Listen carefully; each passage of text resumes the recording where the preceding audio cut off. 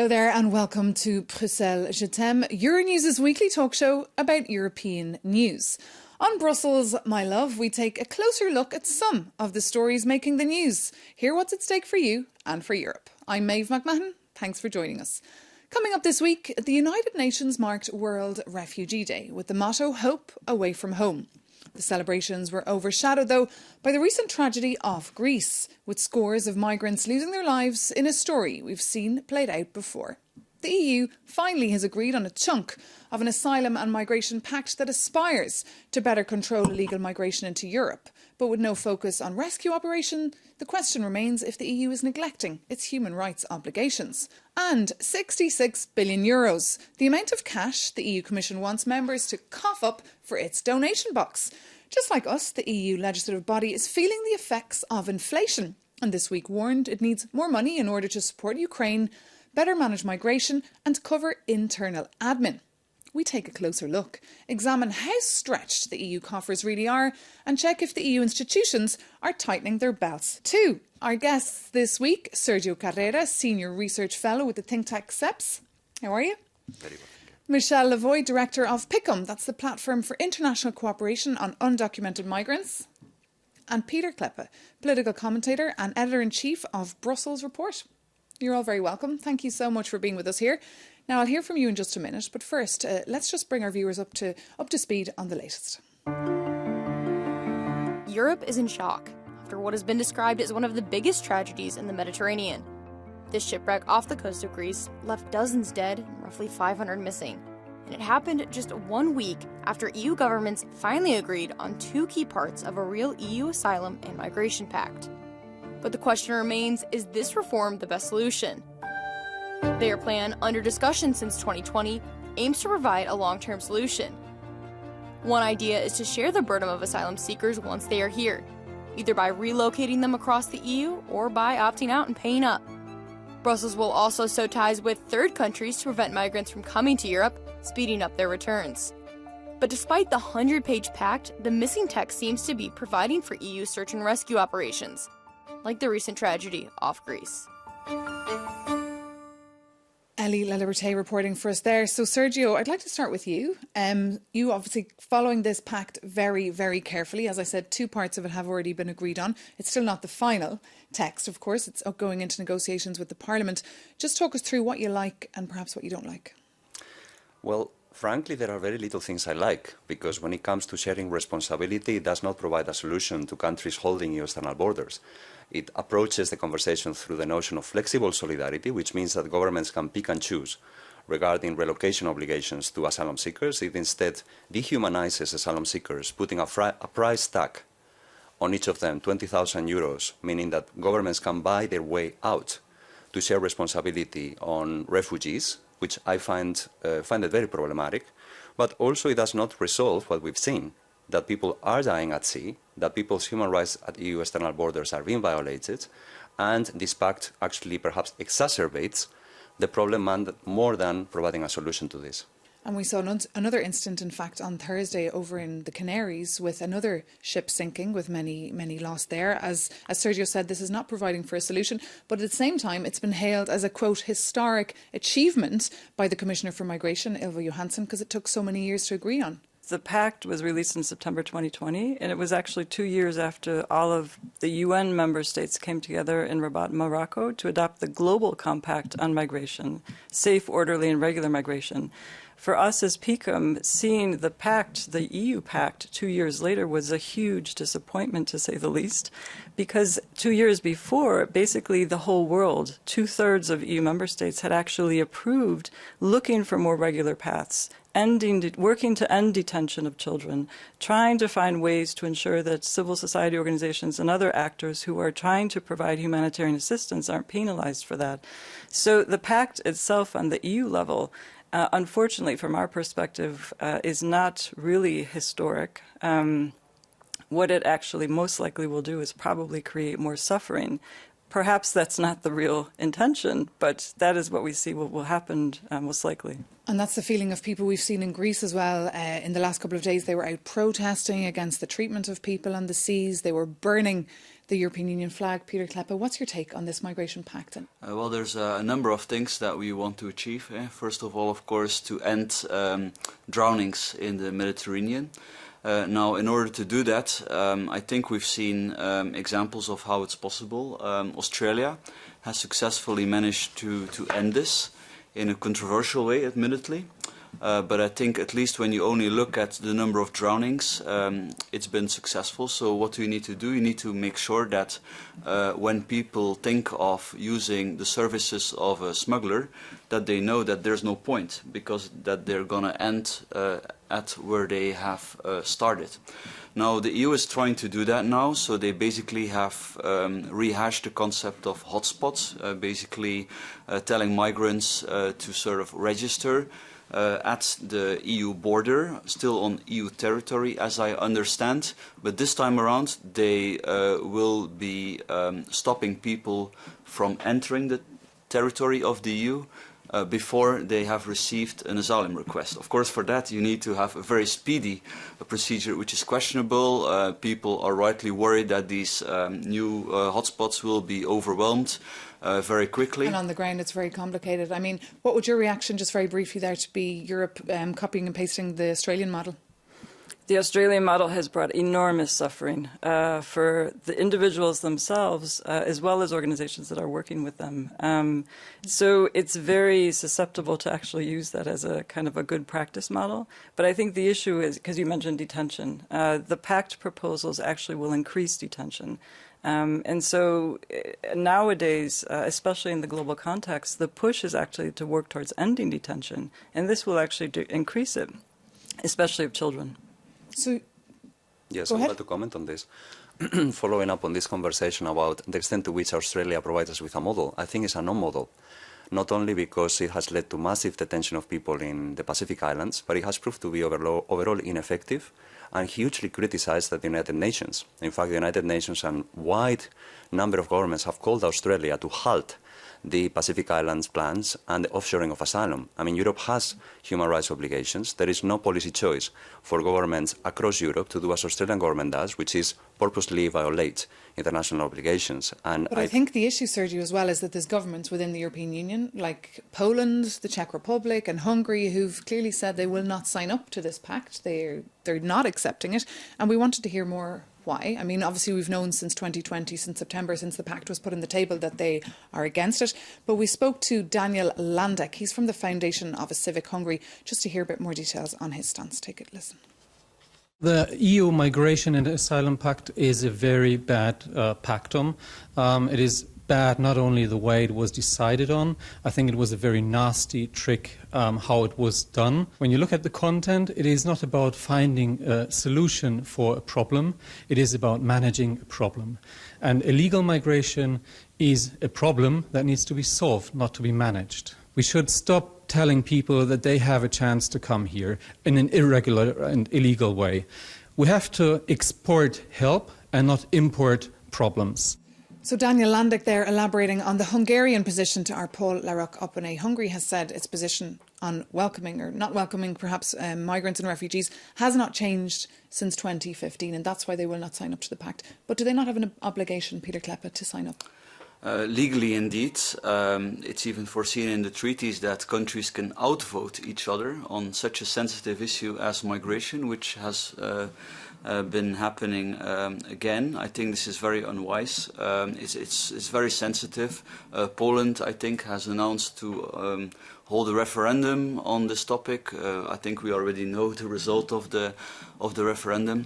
But more fundamentally, I think we also have to be brave and look again at the actual treaties, because at the moment the treaties require European democracies to welcome refugees when they are able to apply. We make it incredibly hard for refugees to apply, which is why you have all this smuggling as well.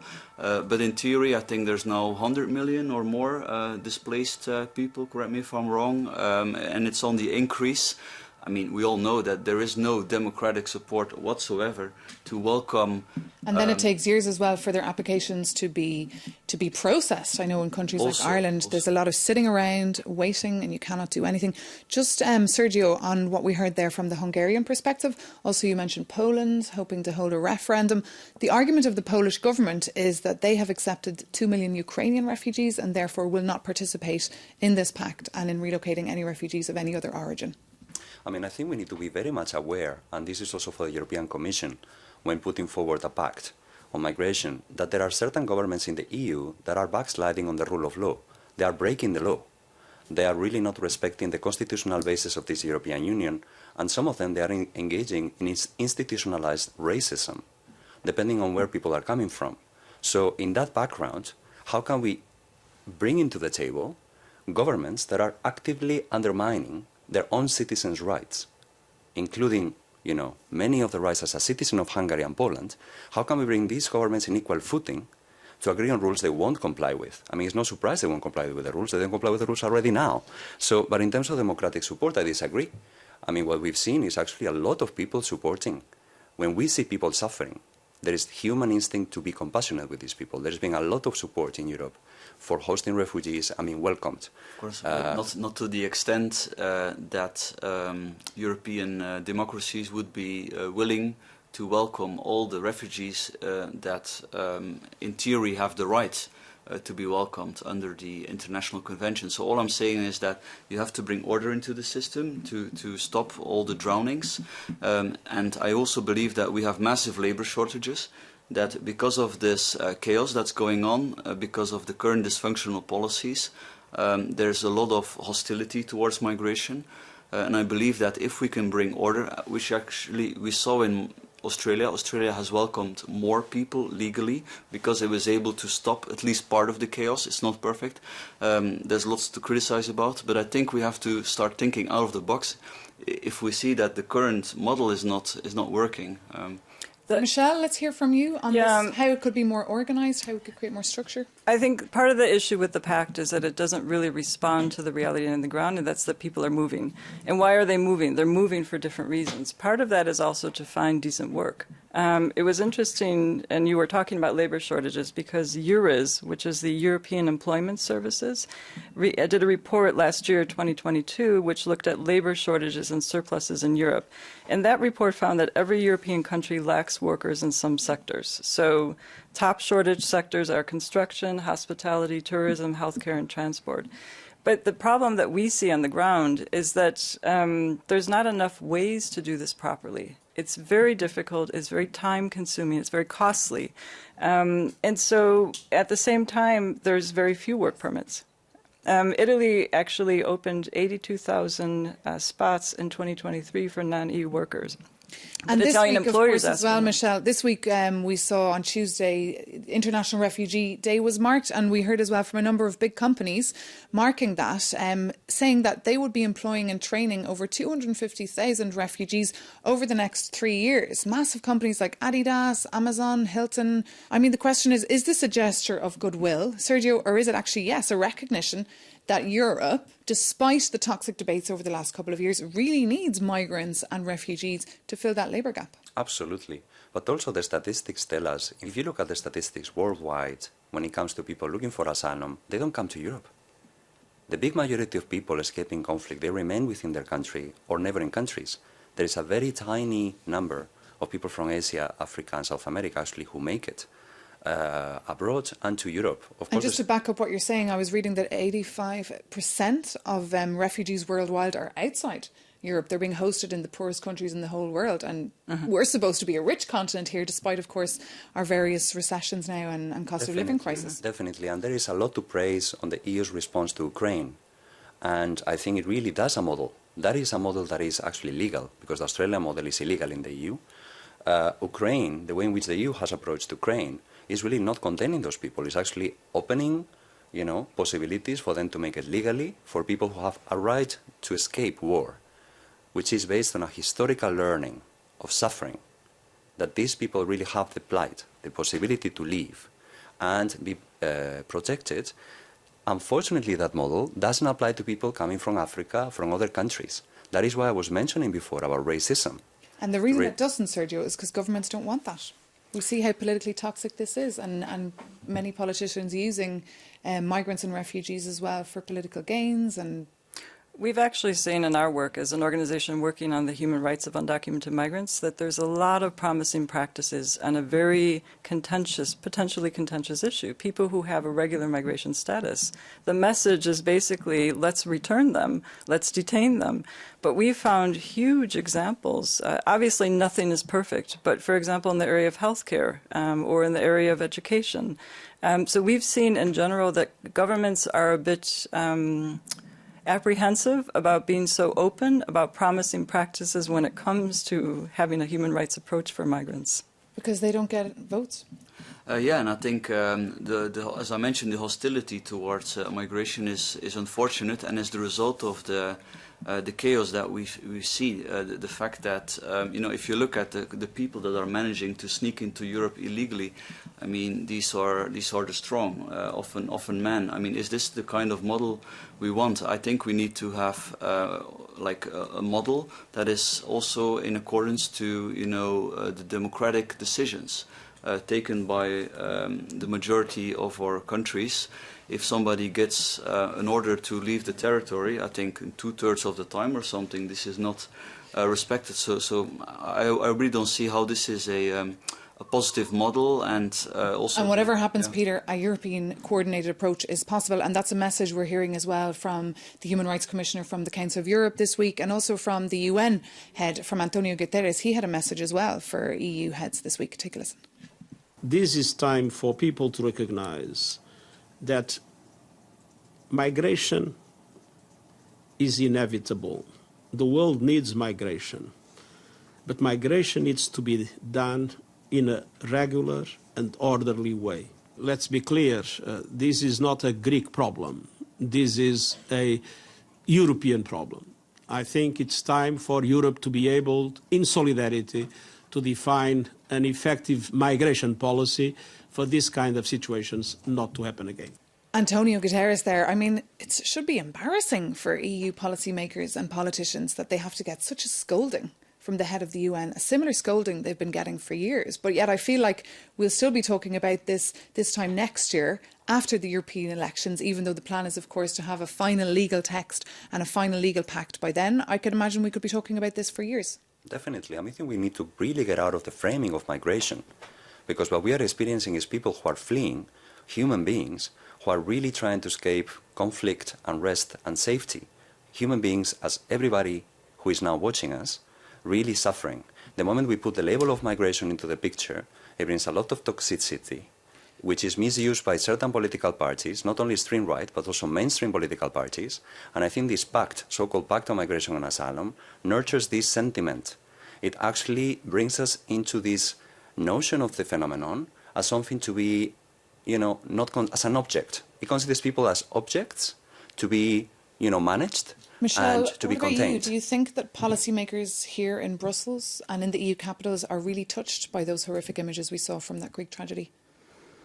I think that's an excellent question, because these images keep occurring. So if they were touched 10 years ago when we had, I think, a standing ovation in the European Parliament because of, I think it was in 2013, where we had, I think, 300 people who died. Was it off the coast? Yeah, exactly. When the Mediterranean was called the cemetery of Europe. Why didn't we have action then? Why does it need 300 people? Why is it not just one person dying who creates action? So there is a certain indifference. We can see how Australia was managing to bring the number of drownings to, I think, 0 from also 2000. Look, I mean, there's definitely, justified criticism to be given on Australia, for example, the way they were receiving people and everything. But it cannot be denied that at least there's something to be learned of, like, stopping the drownings. Surely, I think we should all agree that this cannot continue. And then I don't see why the only thing that we hear in response is, oh, we have to redistribute people within the passport-free Schengen zone, which is also incredibly odd to me. Okay. I'm gonna have to stop you there, Peter Kleppe. Thank you so much for your insights, and thank you as well to you. And thank you for watching. Don't go anywhere, because after the break we'll be Switching topics, and we'll be telling you why the European Commission wants its members to cough up some cash. Stay with us here on Euronews.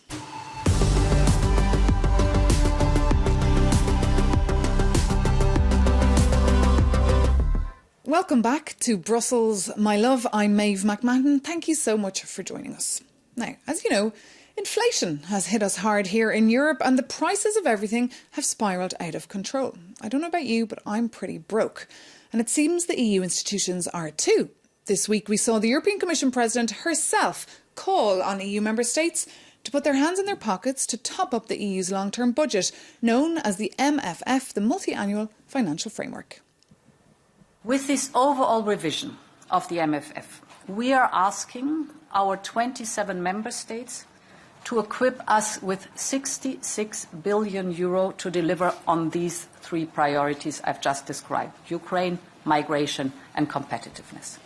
So Ursula von der Leyen there, the European Commission President, almost in begging mode there. I mean, what's at stake here if she doesn't manage to get the member states to cough up that money? Well, I think the issue still remains about what will the money be spent on. She mentioned, and Commissioner Hahn also asked member states to commit €15 billion extra for migration, and the rationale being to support the needs related to migration pressures, strengthen global partnerships, respond to emergencies.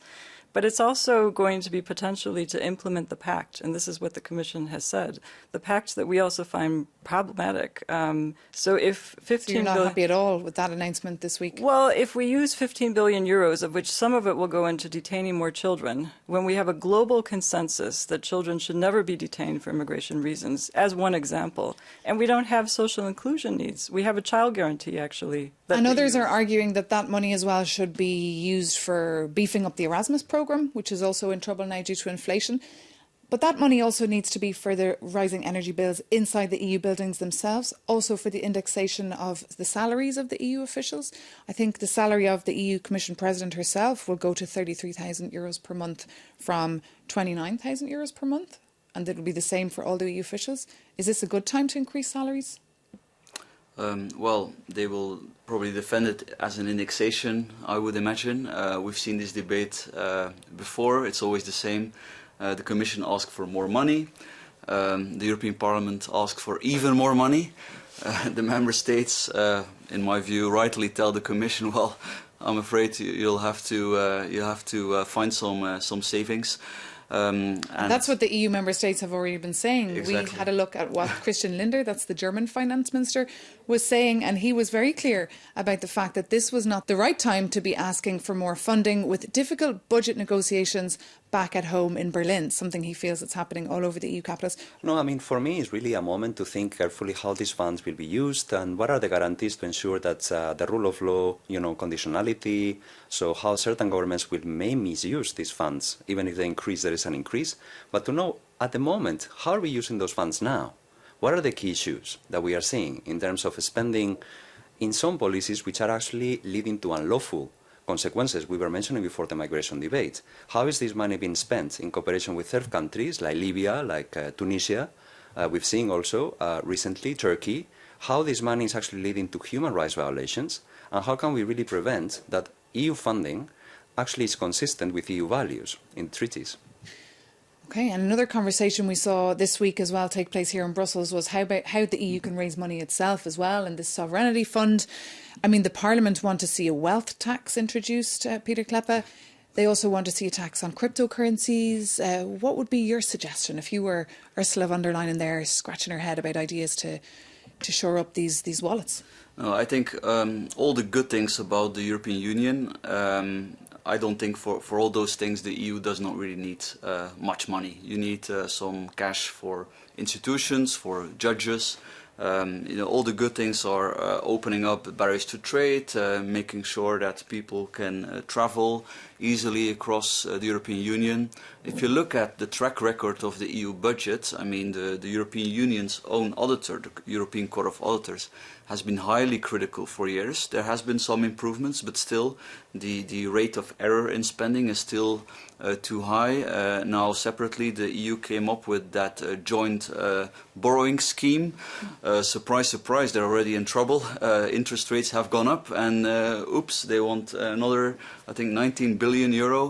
in order to pay higher interest rates that were, I think, easy to foresee. So you talk about the rule of law, I think a justified concern. But what we see, especially in countries with, let's say, weaker vulnerability to corruption, is that, of course, when you splash fortunes of European taxpayers' money on institutions in Hungary, other countries in the EU that are vulnerable to corruption and cronyism and oligarchism, that, of course, everything will become much worse. So I agree with cutting funding for that. Yeah, I think at the end of the day, we have to see what will make the EU thrive. It's an inclusive society. Is everyone actually included? And can funding help? So, I mean, I would say let's look at social inclusion measures. There's the European Social Fund Plus. Obviously, that's a very technical thing, but within that, you have this child guarantee. This is an amazing tool. Member states are developing their own plans for that. It's to reach millions of children and get them out of poverty by 2030. And linking back to our previous debate, migrant children are actually prioritized in that. But so let's look at that. Civil society organisations and NGOs are also feeling the pinch right now. They're struggling because public funding and support for them is being cut as well. Exactly, and I think we really need to read this funds conversation, what is really happening on the ground for NGOs and civil society who are helping those who are in need, irrespective of the status of those people. And actually we see some governments really attacking human rights defenders and civil society actors who are doing their job, really providing inclusion for really, we talk about refugees, people at sea, rescuing people at sea, how the pressure that some governments are putting in these civil society actors is completely disproportionate and actually runs contrary to the freedom of association and the rights of human rights defenders in the EU. So this fund is not decoupled, needs to be coupled with reality, how those who really need those funds directly from the EU, civil society who is doing their job and delivering EU values could be supported financially too, even in cases where their governments in those countries may not wish to do so. We actually, I was just going to say, on that point, we actually monitored kind of media cases, so in 2022, and we saw that there were more than 100 individuals who were criminalized for, exactly as Sergio was describing, for providing shelter to someone because they were undocumented, for rescuing someone at sea, for providing a lift in a car because otherwise the person would die of frostbite in a mountainous region. So I'm afraid that is all we have time for on that topic. Fascinating one we will come back to, and we'll keep you posted on how that bid of Ursula von der Leyen goes down with member states over the next couple of weeks. Thank you so much for watching us. Stay with us here on Euronews and of course Euronews.com.